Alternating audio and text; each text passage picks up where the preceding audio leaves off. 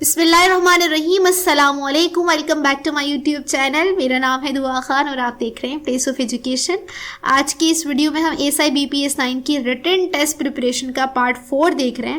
ٹھیک ہے جی, اور اس میں ہم 30 MCQs کریں گے. پریویس پارٹ 3 جو ہیں اگر آپ نے اس پلے لسٹ کے نہیں دیکھے ہیں تو ڈسکرپشن میں آپ کو اس کا لنک مل جائے گا. ٹھیک ہے جی, اور بہت سارے لوگ مجھے کمنٹ کر رہے ہیں کہ تیاری کس طریقے سے کریں, کیا نہیں کریں. تو بھائی ایسا ہے کہ یہ جو return test preparation SI-BPS 9 return test preparation کی پلے لسٹ ہے نا, جس میں پارٹ 4 ہم دیکھ رہے ہیں, اس کو فالو کریں. ساتھ میں پاس پیپر کو بھی دیکھیں, میں نے اس کی ویڈیو بنائی ہوئی ہے. ٹھیک ہے, وہ بھی آپ دیکھیں. اور اس کے علاوہ جو MCQs میں کروا رہی ہوں اسی کی بیسس پر اسی طرح کے اور MCQs خود سے بھی پڑھیں. ٹھیک ہے, تو سیلف اسٹڈی کریں تھوڑا سا اور اس پلے لسٹ کو فالو کریں. پاس پیپر کو دیکھیں, انشاءاللہ آپ کا پیپر بہت اچھا ہوگا. بہرحال ہم اسٹارٹ کرتے ہیں. پہلے اسٹارٹنگ میں ہم پاکستان کی جنرل نالج دیکھیں گے, دین ہم انگلش گرامر دیکھیں گے, اور لاسٹ میں ہم ورلڈ GK دیکھیں گے.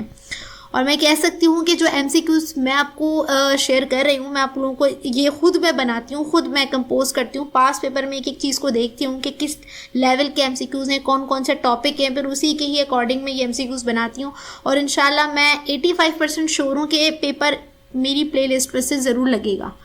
تو آپ لوگ بالکل بے فکر ہو جائیں, بالکل ریلیکس ہو کے اس کو دیکھیں, اچھے سے سمجھیں اور اسی میں سے ہی سیلف اسٹڈی کریں. مطلب سیلف اسٹڈی اس طریقے سے کہ اگر میں نے آپ کو یہ ایک سوال پڑھایا مثال کے طور پر, ٹھیک ہے, اسی کا ہی آلٹرنیٹ سوال دوسرا کوئی اپنے طور پہ اسٹڈی کرے. میں نے بتایا مثال کے طور پہ سیکنڈ لارجسٹ مسلم کنٹری کون سا ہے, تو آپ کی خود کی کوشش ہونی چاہیے آپ خود سے دیکھیں کہ فرسٹ لارجسٹ کون سا ہے, تھرڈ لارجسٹ کون سا ہے. تھرڈ لارجسٹ بھی پوچھا جا سکتا ہے. یہ میرے کہنے کا مطلب ہے.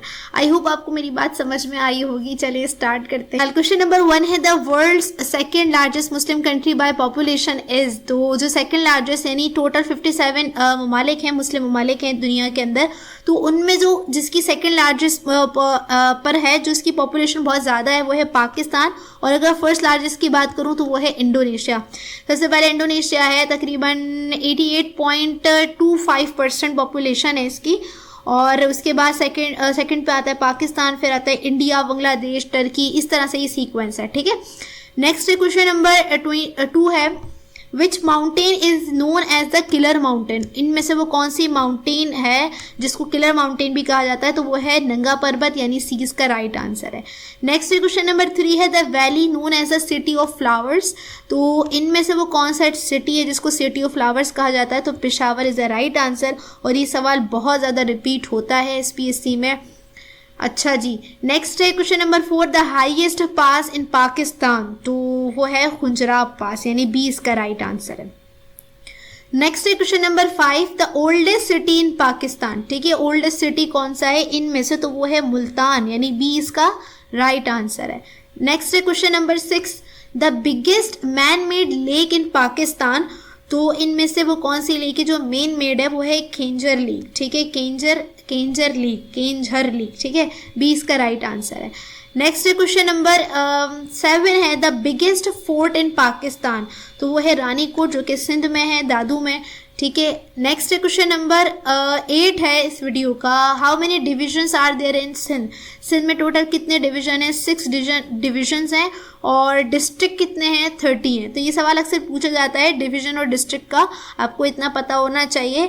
ٹوٹل 6 ڈویژن ہیں, اور ڈسٹرکٹ بھی پوچھے جا سکتے ہیں, تو ٹوٹل 30 ڈسٹرکٹ ہیں. اور کبھی کبھی پنجاب کا بھی آتا ہے کہ پنجاب میں کتنے ڈویژن ہیں, ٹوٹل 10 ڈویژن ہیں, اور ڈسٹرکٹ کتنے ہیں, 41 ہیں. تو یہ پنجاب کا یا سندھ کا اکثر پوچھا جاتا ہے. KPK کا میں نے اب تک دیکھا نہیں تھا, وہ مجھے, تو میں نے اس لیے وہ خیر بہرحال.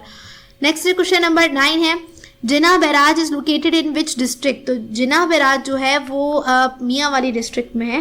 ٹھیک ہے جی, اور یہ انڈس ریور پہ بنا ہوا ہے. نیکسٹ کوشچن نمبر 10 ہے جو کہ انگلش گرامر کا ہے, چوز دا کریکٹ سینٹینس. تو ان میں سے ویلڈ کون سا ہے, تو اس کا رائٹ آنسر ہے C. کیونکہ سب سے پہلے تو یہاں پہ شروع کے 2 اس لیے رانگ ہو گئے کیونکہ گرامر کے حساب سے یہاں پر ٹولڈ نہیں آنا چاہیے. جو پراپر ورب ہے وہ ہے, کریکٹ ورب ہے وہ ہے said, یعنی he said that he will be late to the meeting. ٹھیک ہے, یہاں پر بھی said ہے, بٹ یہاں پر B نہیں, یہ will کے ساتھ B آئے گا کیونکہ یہ فیوچر کا ہے, تو فیوچر پہ بات ہو رہی ہے, تو اس کا رائٹ آنسر ہوگا C, یعنی he said that he will be late to the meeting. ٹھیک ہے, نیکسٹ کوشچن نمبر 11 ہے how many peoples dash you invited to the party. یعنی یہ ہے پریزنٹ پرفیکٹ کا ٹینس ہے, اور اس میں آئے گا ہیو. ठीक है, have the correct word. How many people have you invited to the party. Next question number 12 है, there are dash in the classroom but only one teacher. मतलब क्लास में कौन होता है, स्टूडेंट्स होते हैं, ठीक है, और एक टीचर होता है. तो उसके अकॉर्डिंग यहाँ पर आएगा डी, यानी इसका राइट आंसर होगा अ लॉट ऑफ प्यूपल्स. प्यूपल्स का मतलब होता है शागिर्द, स्टूडेंट को कहते हैं, ठीक है, और ये प्यूपल का मतलब होता है लोग, इसका मतलब होता है शागिर्द. A lot of people, there are a lot of people in the classroom but only one teacher, ठीक है. नेक्स्ट क्वेश्चन नंबर 13 है, they walked dash the bridge. यानी ब्रिज के ऊपर अगर कोई वॉक कर रहा है, यानी सरफेस के ऊपर की बात हो रही है, तो यहाँ पे इसके अकॉर्डिंग यहाँ पर लगेगा ओवर, यानी सी इसका राइट आंसर है, यानी दे वॉकड ओवर द ब्रिज, ठीक है. क्वेश्चन नंबर 14 है, I never listen dash the radio. तो इसके साथ जो करेक्ट प्रीपोजिशन आएगा वो आएगा टू, यानी सी इसका राइट आंसर है. I never listen to the radio, ठीक है, लिसन के साथ टू आता है. नेक्स्ट क्वेश्चन नंबर 15 है, regular exercise is beneficial dash health. Beneficial for health, यानी बी इसका राइट आंसर है. Regular exercise is beneficial for health, ठीक है, और ये सही बात है, आप लोगों को रेगुलर एक्सरसाइज करना चाहिए, क्योंकि इतना फास्ट फूड, इतना जंक फूड खाते हैं, तो मतलब मोबाइल और लैपटॉप जब से आया है, इतना सोशल मीडिया आया है, तो एक्सरसाइज तो बहुत ज़्यादा मैंडेटरी हो गई है. बहरहाल क्वेश्चन नंबर 16 है, the snake was killed dash the farmer. तो द स्नैक वॉज किल्ड के साथ जो अप्रोप्रिएट वर्ड होगा वो होगा बाय, यानी बी इसका राइट आंसर है. The snake was killed by the farmer. Next question number 17 है, his father passed dash last night. तो पास्ट यानी गुजरने को कहते हैं, जिनका इंतकाल हो जाता है उनको कहते हैं. तो यहाँ पर पास्ट के साथ जो वर्ड आता है वो आता है अवे, यानी डी इसका राइट आंसर है. His father passed away last night. Next question number 18 है, which of the following international organisation has no headquarter. इनमें से जो ऑर्गेनाइजेशन है, ये सारी इंटरनेशनल ऑर्गेनाइजेशंस हैं, हर ऑर्गेनाइजेशन का ऑलमोस्ट हेडक्वार्टर होता है, लेकिन कुछ का नहीं होता. तो इनमें से वो कौन सी जिनका नहीं है, तो वो है G8. G8 इकोनॉमिकल ऑर्गेनाइजेशन है, ठीक है जी, इंटरनेशनल ऑर्गेनाइजेशन है, मगर इसका कोई हेडक्वार्टर नहीं है. जबकि अगर सार्क की बात करें तो सार्क का जो है वो नेपाल में है, और अरब लीग का जो हेडक्वार्टर है वो है इजिप्ट में है, हाँ इजिप्ट में है, ठीक है. इसके अलावा D8 का जो हेडक्वार्टर है वो है टर्की के अंदर, यानी इस्तांबुल के अंदर, ठीक है. नेक्स्ट क्वेश्चन नंबर 19 है, Taipei is the capital of. मुझे इसकी प्रोनाउंसिएशन सच में अभी तक नहीं पता चली, क्या है इसकी प्रोनाउंसिएशन. बहरहाल Taipei is the capital of Taiwan. Taiwan का कैपिटल है तेपी, ठीक है. आई होप इसका यही प्रोनाउंसिएशन हो. नेक्स्ट क्वेश्चन नंबर 20 है, among SAARC countries the smallest by area and population is. SAARC में जो 8 कंट्रीज आते हैं, 7 या 8 कंट्रीज आते हैं, उनमें से पॉपुलेशन और एरिया के हिसाब से सबसे छोटा कौन सा है, तो सबसे छोटा है मालदीव्स, ठीक है, पॉपुलेशन और एरिया के हिसाब से, ठीक है. अगर लिटरेसी की बात करें तो लिटरेसी के हिसाब से इसकी जो मतलब लिटरेसी रेट इसका बहुत हाई है. क्वेश्चन नंबर 21 है, the headquarter of the World Health Organization is in. जो हेडक्वार्टर है WHO का वो किधर है, वो है जेनेवा, यानी स्विट्जरलैंड में है. सी इसका राइट आंसर है. ये सवाल बहुत पूछा जाता है वर्ल्ड जीके में. नेक्स्ट क्वेश्चन नंबर 22 है, which of the following countries is known as the mistress of the seas. तो इसका जो राइट आंसर है वो है यूनाइटेड किंगडम, यानी इंग्लैंड को कहा जाता है मिस्ट्रेस ऑफ सीज. सीज का राइट आंसर है. नेक्स्ट क्वेश्चन नंबर 23 है, who invented the bulb. Bulb किसने इन्वेंट किया है, थॉमस एडिसन ने किया है. और इसके अलावा ये famous legend person Alexander Graham Bell, इन्होंने टेलीफोन ईजाद किया है, ये भी आपको पता होना चाहिए. This is also important. Next question number 24 है, there are dash member states of the European union.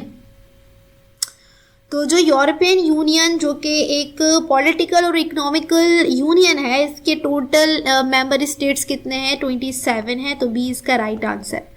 Next question number 25 है, the world's highest mountain range is.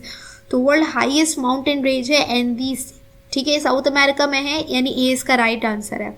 Next question number 26 है, रिवर नाइल ओरिजिनेट फ्रॉम. जो river Nile है कहाँ से originate होता है, lake Victoria से होता है, यानी बी इसका राइट आंसर है.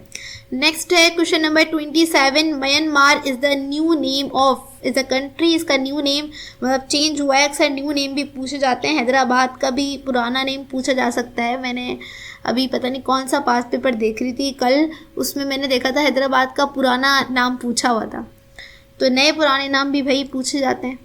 खैर अच्छा जी, बर्मा इसका जो है ना वो न्यू नेम है, B is a right answer. Next है क्वेश्चन नंबर 28 है, Indonesia and Malaysia are separated by, मतलब वो कौन सा, मतलब क्या चीज़ है जो सेपरेट करती है इंडोनेशिया और मलेशिया को, तो मलाक्का स्ट्रेट है ये सेपरेट करती है, तो सी इसका राइट आंसर है। जैसे हमने straight of Gibraltar previous video में पढ़ा था इसके बारे में ना, 2 कॉन्टिनेंट को सेपरेट करता है, 2 ओशियन और सी को सेपरेट करता है, इस तरह से। नेक्स्ट क्वेश्चन नंबर 29 है सुइस कैनाल के बारे में, which is most important topic in world GK. Suez canal connects the following seas, कौन से 2 समंदर हैं जिनको सुइस कैनाल कनेक्ट करता है, तो the right answer is Red Sea and Mediterranean Sea, यानी बी इसका राइट आंसर है। नेक्स्ट है question number 30 which is last, the time taken by light to reach the earth is, मतलब सूरज की रोशनी ज़मीन पे कितने टाइम में पड़ती है, तो वो 8 मिनट 20 सेकेंड में पड़ती है। इनमें से वो कोई सा भी आंसर सही नहीं है, मुझसे कंपोजिंग में मिस्टेक हुई है, तो इसका जो राइट आंसर है वो है 8 मिनट 20 सेकेंड। ठीक है, तो ये आप नोट कर लीजिएगा अपने पास। आई होप वीडियो आपके लिए हेल्पफुल रही होगी, और अगर आपने मेरे चैनल पर विजिट नहीं किया है, उसे सब्सक्राइब नहीं किया है, तो प्लीज़ विजिट करिए। आपको ASI BPS 9 written test preparation के हवाले से अच्छा खासा कंटेंट मिलेगा, आप उसकी प्रिपरेशन करें, इंशाल्लाह आपका पेपर बहुत अच्छा होगा। सेल्फ स्टडी ज़रूर करें, ठीक है, फुली डिपेंडेंट नहीं रहें। ठीक है जी, अपना ख्याल रखिएगा, अल्लाह हाफिज़।